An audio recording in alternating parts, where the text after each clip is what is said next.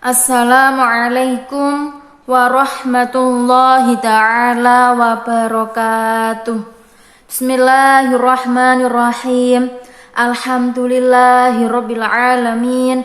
Assalatu wassalamu ala asrafil anbiya'i wal mursalin Sayyidina wa maulana Muhammadin wa ala alihi wa sahbihi wa sallim.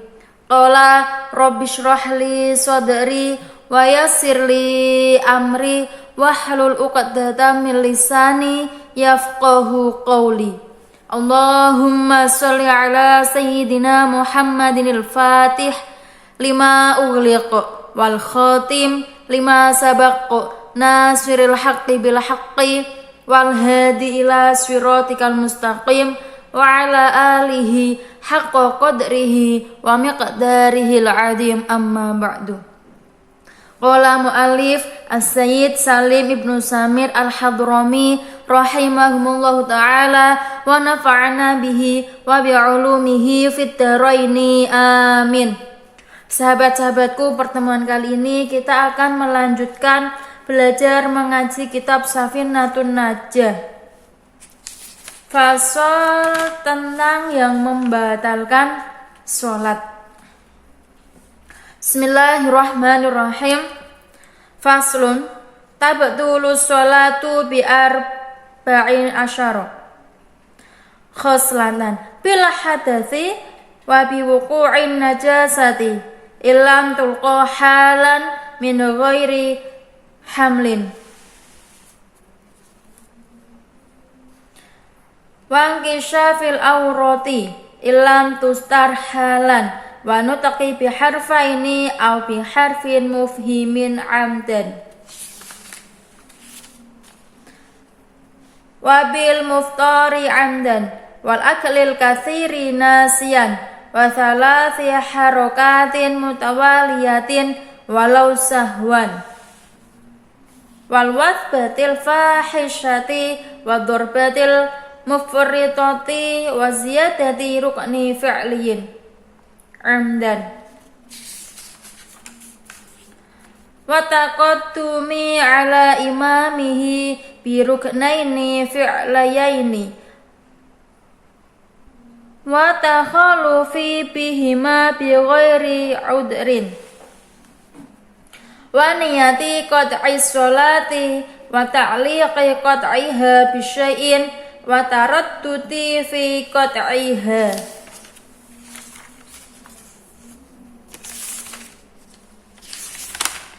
Bismillahirrahmanirrahim.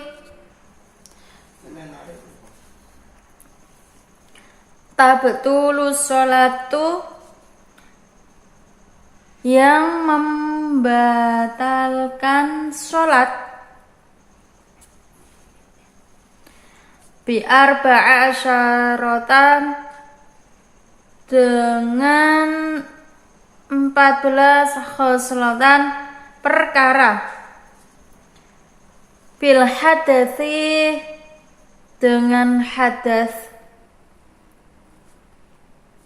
wa bi wuqu'in najasati, dan dengan kejatuhan najis, ilam, jika tidak, halan, secara langsung, min wairi, dari selain, hamlin, membiarkan, wangkishafil aurati, dan terbuka auratnya, ilam, jika tidak, tustar, menutup, halan, secara langsung, wanutqi,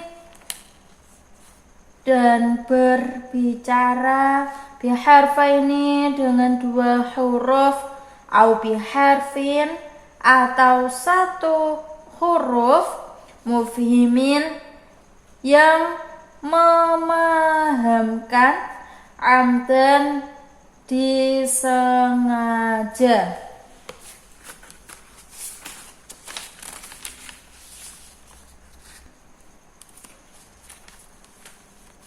Wabil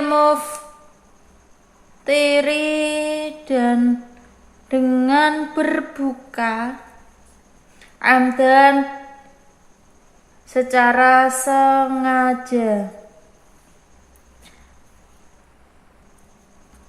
Wal akli dan makan al kathiri yang banyak, nasian sebab lupa, wasalasi dan 3 harokatin gerak, mutawaliyatin berturut-turut, walau sahwan walaupun lupa.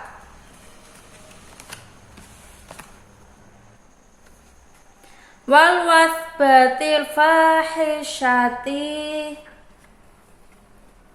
wal wasbati dan melompat,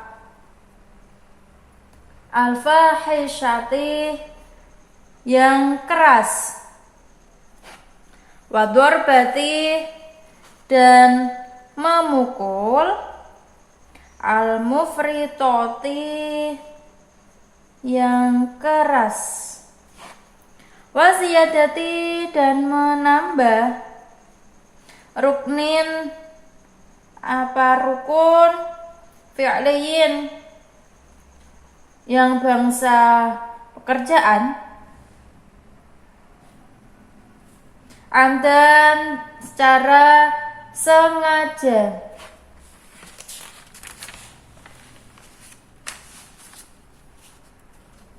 Wataqaddumi dan mendahului, ala imamihi atas imamnya, birukna ini dengan 2 rukun, fi'laya ini bangsa pekerjaan atau fi'li, watahlufi dan meninggalkan, bihima dengan keduanya, bighairi udhrin dengan tanpa udur, waniyati dan niat, qat'i sholati memutus sholat, wa ta'liki dan bertaklik, qat'iha memutus sholat, bisyai'in dengan sesuatu, wa taraddudi dan ragu, fi qat'iha dalam memutusnya.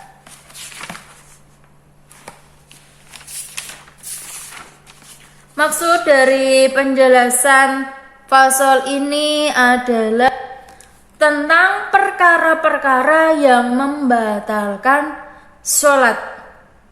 Perkara-perkara yang membatalkan sholat itu ada 14. Yang pertama yaitu hadas.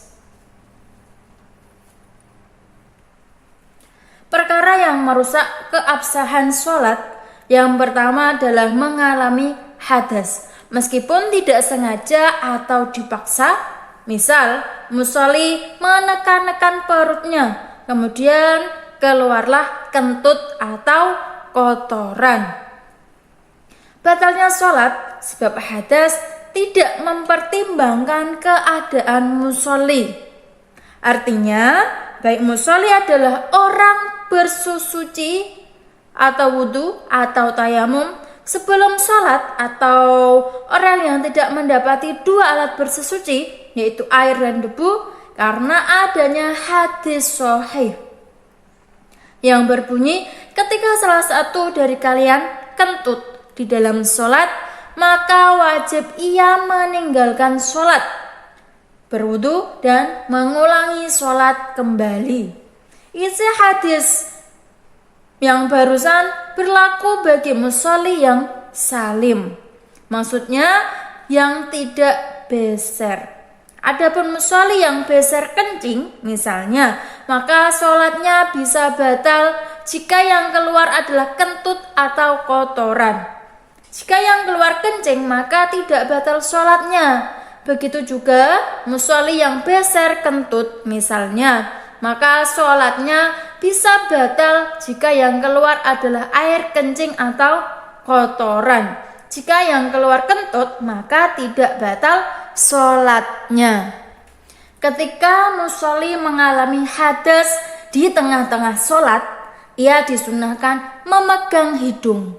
Kemudian ia meninggalkan tempat sholat agar ia dikira mimisan, sehingga orang-orang tidak menganggap yang aneh-aneh tentangnya, yang dapat menyebabkan mereka berdosa. Begitu juga ia disunahkan memegang hidung dengan tujuan tersebut ketika ia mengalami hadas dan ia sedang menunggu didirikannya sholat, apalagi ketika sholat hampir mau didirikan atau nyata sudah akan didirikan, semisal imam sudah datang. Yang kedua yaitu kejatuhan najis, perkara yang merusak sholat. Yang kedua adalah kejatuhan najis yang tidak dimakfu, baik jatuh di pakaian, meskipun pakaian tersebut tidak ikut bergerak sebab gerakan musolli. Misal ujung sorbannya yang panjang, atau di badan, atau di dalam hidung, mulut, mata, atau telinga. Adapun bagian dalam tubuh disamakan seperti bagian luarnya dalam hal rusaknya sholat, sebab kejatuhan najis adalah karena beratnya masalah najis itu sendiri. Berbeda dengan mandi jinabat atau lainnya. Karena dalam hal mandi jinabat, seseorang hanya wajib meratakan air ke seluruh tubuh bagian luar, bukan bagian dalam. Kemudian kejatuhan najis dapat merusak sholat jika memang najis tersebut tidak segera dihilangkan atau disingkirkan sebelum terlewatnya masa minimal tumakninah dengan syarat tanpa ada kegiatan membawa.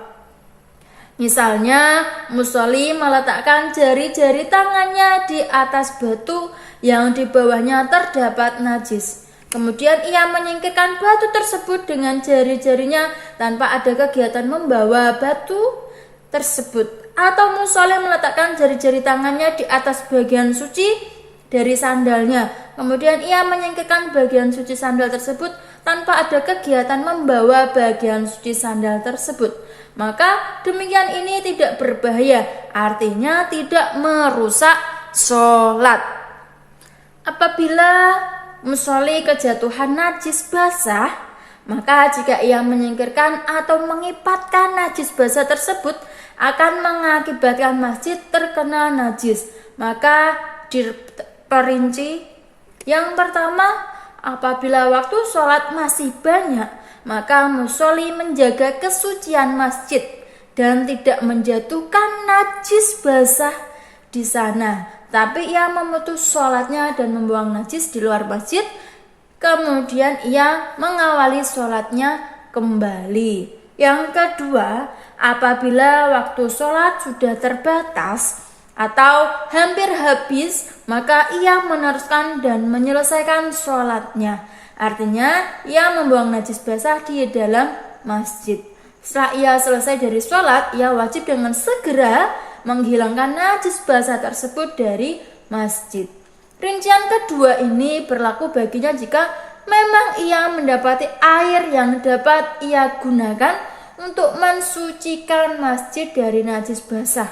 Jika tidak mendapati air, maka ia memutus sholatnya dan membuang najis basah itu di luar masjid. Yang selanjutnya yaitu terbukanya aurat. Perkara merusak sholat yang ketiga adalah terbukanya seluruh atau sebagian dari aurat, yaitu bagian tubuh yang wajib ditutupi karena sholat. Jika memang musolli tidak segera menutupi seketika itu juga, meskipun ia sholat di tempat sepi, oleh karena itu apabila aurat terbuka sebab terkena hembusan angin, kemudian musolli segera menutupnya seketika itu, maka sholatnya tidak batal. Maksud waktu seketika itu adalah sekiranya aurat segera ditutup, terbuka langsung ditutup, cepat-cepat ditutup, sebelum terlewatnya waktu minimal tumakninah. Apabila aurat terbuka secara berulang kali sebab terkena hembusan angin dan terbukanya tersebut terjadi secara berturut-turut, sekiranya untuk menutupinya mengharuskan bergerak banyak secara berturut-turut, maka sholatnya menjadi batal. Karena demikian ini dihukumi sebagai kejadian langka, sebagaimana kejadian ketika musolli menahan orang lain yang lewat di depannya dengan melakukan gerakan yang banyak secara berturut-turut.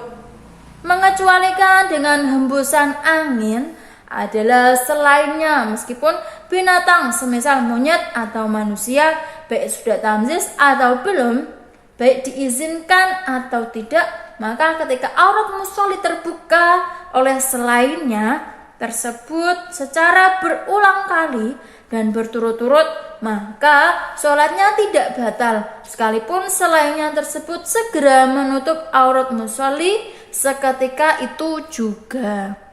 Apabila budak perempuan sholat dengan kepalanya yang terbuka, kemudian ia berstatus merdeka di tengah-tengah sholat, maka apabila ia tidak segera menutup kepalanya dengan tanpa melakukan gerakan yang banyak, maka sholatnya menjadi batal.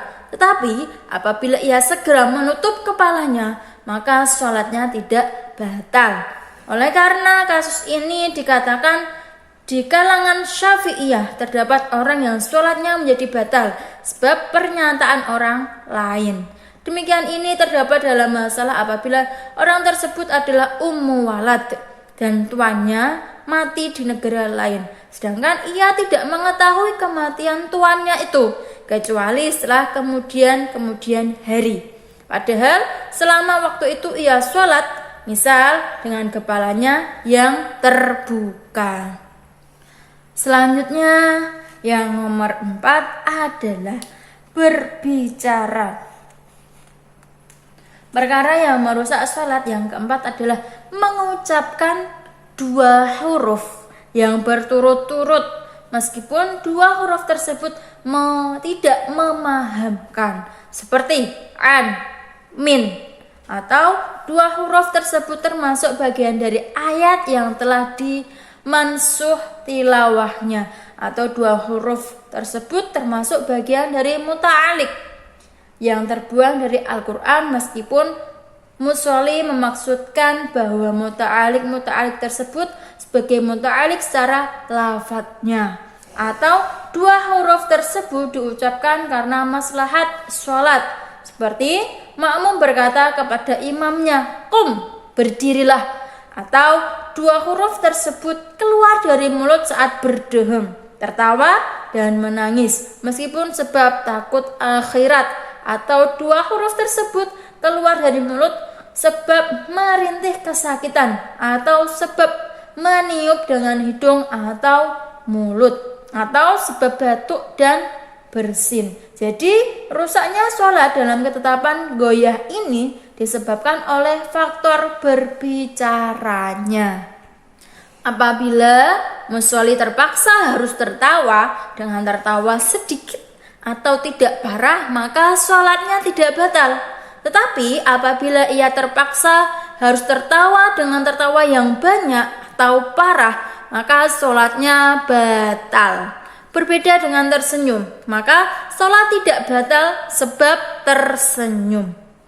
Pada saat sholat diperbolehkan bagi orang yang berpuasa untuk berdehem-dehem dengan tujuan mengeluarkan lendir yang dapat membatalkan puasa. Bagi musolli yang muftir atau tidak berpuasa, diperbolehkan berdehem-dehem untuk mengeluarkan lendir yang dapat membatalkan sholatnya dengan catatan ketika memang lendir tersebut tidak dapat dikeluarkan kecuali dengan cara berdehem-dehem. Apabila imam berdehem-dehem dan jelas keluar 2 huruf dari mulutnya, maka makmum tidak wajib mufarokoh atau berpisah tidak mengikuti. Karena menurut zahirnya, imam tersebut berusaha menjaga dirinya dari perkara yang merusak sholat, kecuali jika ada qarinah atau indikator yang menunjukkan bahwa imam tersebut berdehem-dehem tanpa adanya udzur, maka makmum wajib mufarokoh darinya.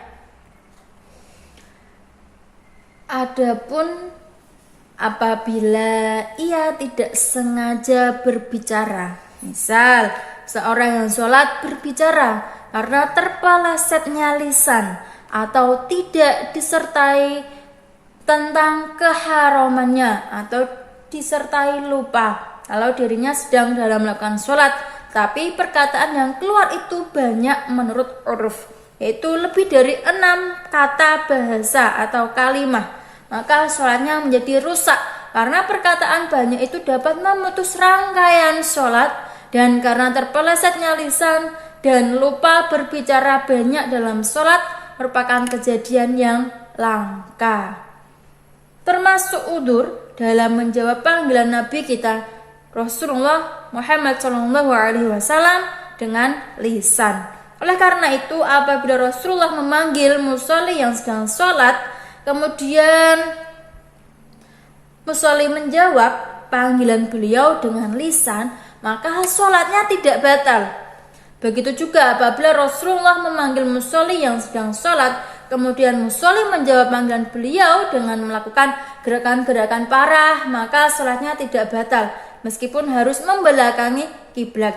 Dan ketika Rasulullah telah selesai mengutarakan maksud panggilan beliau, musolli langsung meneruskan dan menyelesaikan sholatnya di tempat di mana ia menemui Rasulullah. Ia tidak diperbolehkan kembali ke tempat semula di mana ia sholat sebelum dipanggil oleh beliau. Sekiranya apabila ia kembali ke tempat semula, maka ia akan melakukan gerakan-gerakan berturut-turut yang dapat membatalkan sholat jika memang selama Rasulullah SAW tidak menyuruhnya untuk kembali ke tempat semula. Musolli wajib menjawab panggilan Rasulullah sekedarnya saja. Jika berlebihan maka sholatnya batal. Menjawab panggilan para nabi selain Rasulullah, Nabi Muhammad SAW seperti Nabi Isa alaihissalam, hukumnya adalah wajib, tapi sholat menjadi batal karenanya.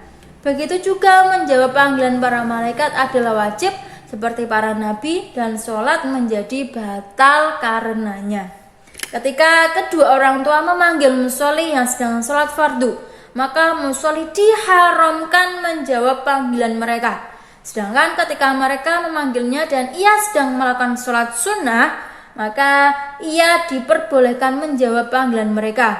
Bahkan menjawab panggilan mereka itu lebih utama daripada meneruskan sholat sunnah jika memang mereka akan merasa tersakiti atau marah jika panggilan mereka tidak dijawab dan dipenuhi.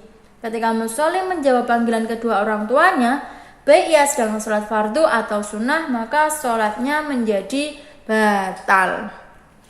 Yang selanjutnya nomor 5 adalah melakukan perkara-perkara yang dapat membatalkan puasa dengan sengaja. Perkara yang merusak sholat yang kelima adalah melakukan perkara yang dapat membatalkan puasa secara sengaja, karena dihitung sebagai talaub atau bermain main.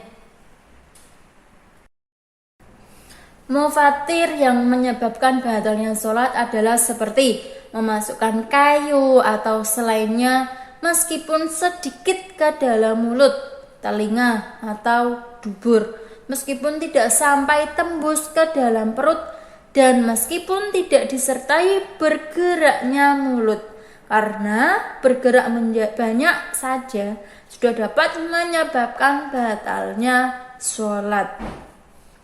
Kesimpulannya adalah bahwa semua perkara yang membatalkan puasa dapat membatalkan sholat, kecuali makan banyak sebab lupa, karena makan banyak dapat membatalkan sholat, bukan membatalkan puasa. Perbedaannya adalah bahwa sholat memiliki hay'ah atau pertingkah yang membuat ingat dari lupa makan, berbeda dengan puasa. Selain itu, sholat terdiri dari rangkaian perbuatan-perbuatan, sehingga perbuatan banyak dapat memutus rangkaiannya tersebut, berbeda dengan puasa, karena puasa hanya terdiri dari menahan diri dari semisal makan. Selanjutnya yang nomor 6 yaitu makan yang banyak walaupun dengan lupa.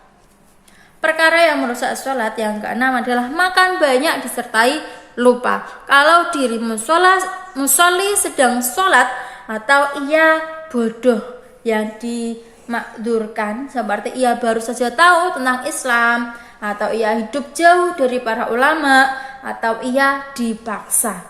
Adapun ketika musolli, maka sedikit disertai lupa kalau dirinya sedang sholat, atau ia bodoh, tidak tahu tentang keharamannya, maka sholatnya tidak batal. Berbeda dengan musolli yang dipaksa makan, maka sholatnya batal, karena jarang terjadinya pemaksaan makan saat sholat.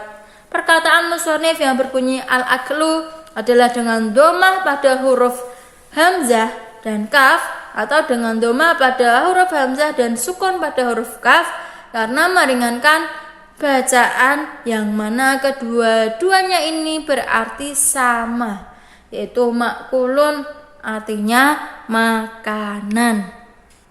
Selanjutnya yaitu nomor 7, yaitu bergerak 3 kali secara berturut-turut. Perkara yang merusak sholat yang ketujuh adalah bergerak 3 kali secara berturut-turut dan secara yakin meskipun anggota tubuh yang bergerak itu berbeda-beda. Misalnya, musolli menggerakkan kepalanya dan kedua tangannya. Berpindahnya kaki ke tempat lain dan kembalinya ke tempat semula dihitung 2 kali secara mutlak. Artinya, baik perpindahan pertama dan kedua itu bersambung atau tidak. Berbeda dengan perpindahannya tangan dan kembalinya ke tempat semula, yang mana perpindahan pertama dan kedua itu bersambung, maka dihitung 1 gerakan.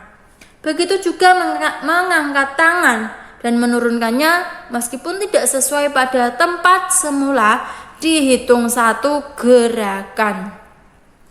Mengapa perpindahan kaki dan tangan dibedakan dari segi jumlah hitungan? Adalah karena kaki biasanya diam saat sholat, berbeda dengan tangan yang sering bergerak pada saat sholat.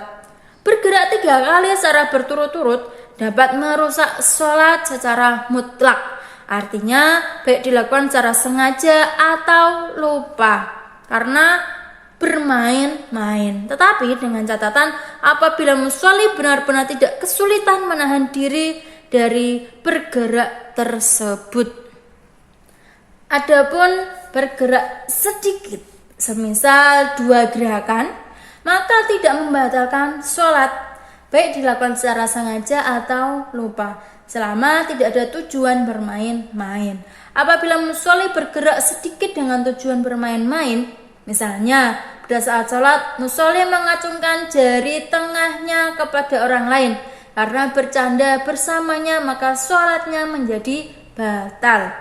Termasuk gerakan bermain-main adalah kebiasaan yang dilakukan oleh musolli bodoh, yaitu Mereka memajukan kaki untuk menginjak bagian ujung baju teman dengan tujuan bermain-main agar temannya itu tidak bisa berdiri dari sujud.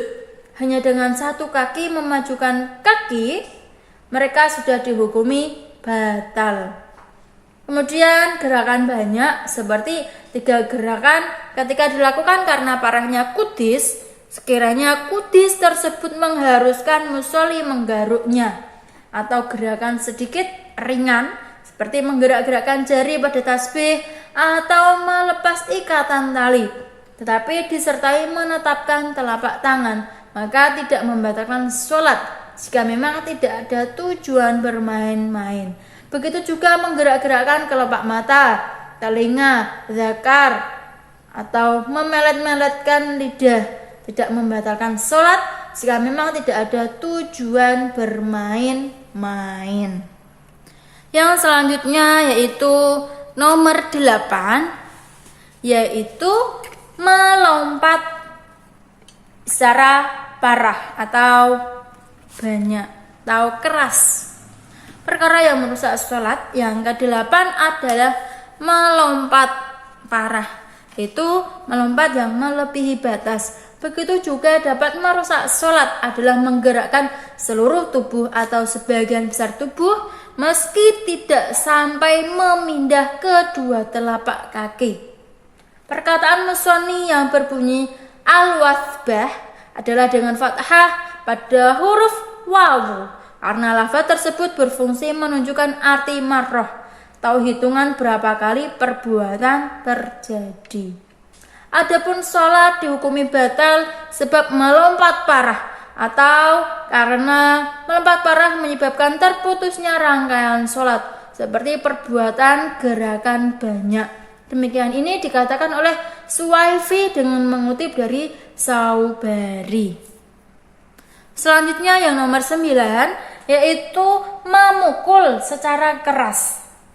Perkara yang merusak sholat yang ke-9 adalah melakukan gerakan memukul keras atau mufritoh. Lafaz al-mufritoh dengan sukun pada huruf fa adalah isim fa'il dari fi'il madhi afroto yang berarti melewati batas.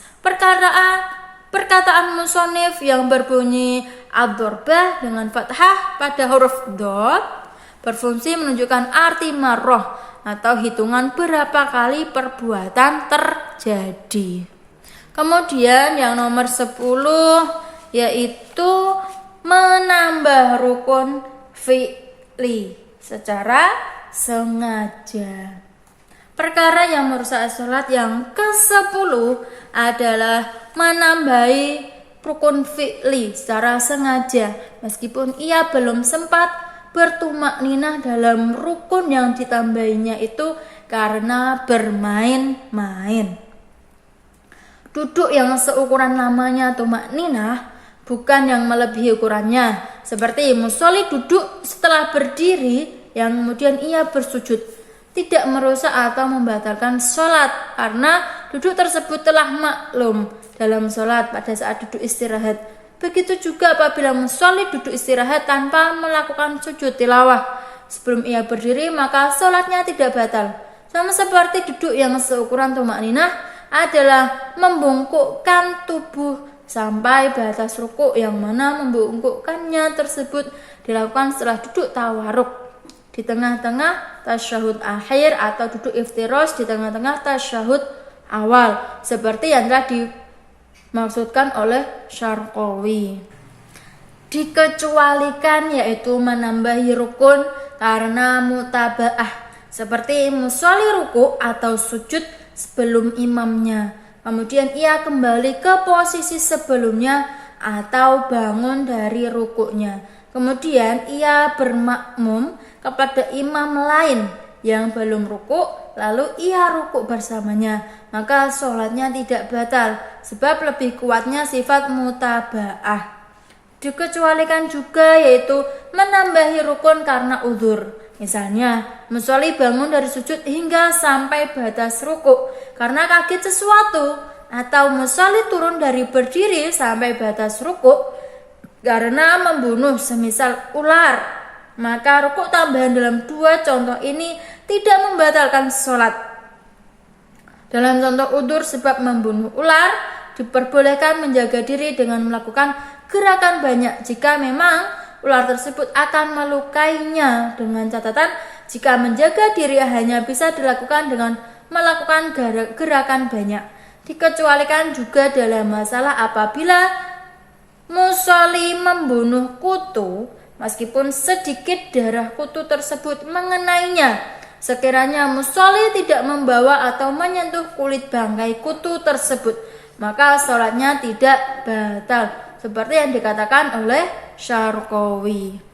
Selanjutnya yang nomor 11 adalah mendahului imam dengan dua rukun fi'li, yaitu perkara yang merusak sholat. Yang ke-11 adalah mendahului imam dengan dua rukun fi'li, yaitu rukun sholat yang bersifat perbuatan, baik dua rukun fi'li yang panjang atau lama atau pendek sebentar, yang mana dua rukun fi'li tersebut didahulukan daripada imam secara berturut-turut. Misalnya makmum telah rukuk, kemudian ketika imam hendak rukuk, maka makmum bangun dari rukuknya, dan ketika imam hendak bangun dari rukuk, maka makmum bersujud. Maka dengan melakukan sujud tersebut, sholat makmum menjadi batal dan seterusnya. Demikian ini disebutkan dalam kitab Al-Minhaj Al-Qawim. Adapun mendahului imam yang tidak sampai dua rukun fi'li, maka tidak menyebabkan batalnya sholat, meskipun diharamkan sekalipun itu hanya mendahului imam dengan sebagian dari satu rukun. Misalnya makmum telah rukuk sebelum imam dan makmum belum iktidal, seperti yang dicontohkan oleh Syarqawi.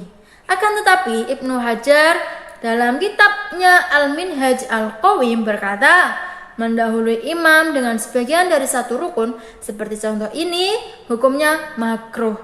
Adapun apabila mendahului imam dengan satu rukun fi'li, maka hukumnya haram. Misalnya makmum telah rukuk sedangkan imam masih berdiri.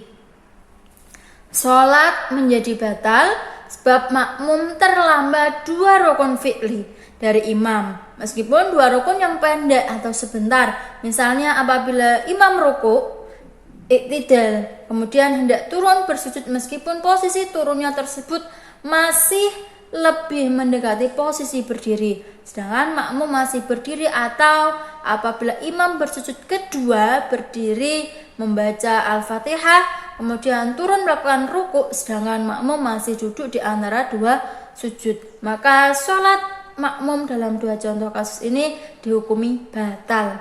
Demikian ini contoh yang disebutkan dalam kitab Al-Minhaj Al-Qawim. Selanjutnya yaitu ke-12, yaitu berniat memutus sholat. Perkara yang merusak sholat yang ke-12 adalah berniat memutus sholat.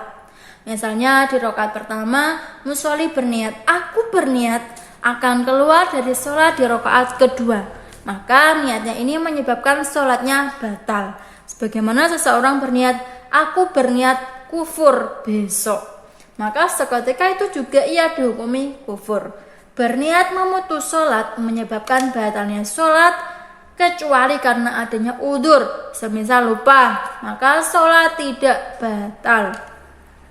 Mengecualikan dengan berniat memutus sholat adalah berniat akan melakukan mubtil atau perkara yang membatalkan sholat. Jadi berniat akan melakukan perkara yang membatalkan sholat tidak menyebabkan batalnya sholat sampai musolli melakukannya secara nyata, karena ia sebelum melakukan mubtil secara nyata sebagaimana yang ia niatkan masih termasuk orang yang mantap dalam berniat, sedangkan yang diharamkan atasnya hanyalah melakukan perkara yang menafikan kemantapannya itu.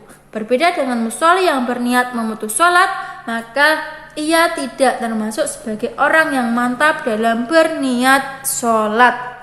Kemudian yang nomor 13 yaitu mentaklid, memutus sholat dengan sesuatu. Perkara yang merusak sholat yang ke-13 adalah mentaklik atau menggantungkan memutus sholat dengan sesuatu meskipun sesuatu tersebut belum terjadi dan mustahil ada menurut kebiasaan, seperti ketiadaan pisau memotong sesuatu. Jadi apabila musolli berkata, apabila pisau tidak bisa memotong roti ini, maka aku memutus sholatku, maka sholatnya dihukumi batal. Berbeda dengan mustahil akli, maka apabila musolli menggantungkan memutus sholat dengannya, maka sholatnya tidak batal. Seperti musolli berkata, apabila 1 ditambah 1 sama dengan 3, maka aku memutus sholatku, maka sholatnya tidak dihukumi batal, karena mentaklid dengan mustahil akli tidak menafikan kemantapan.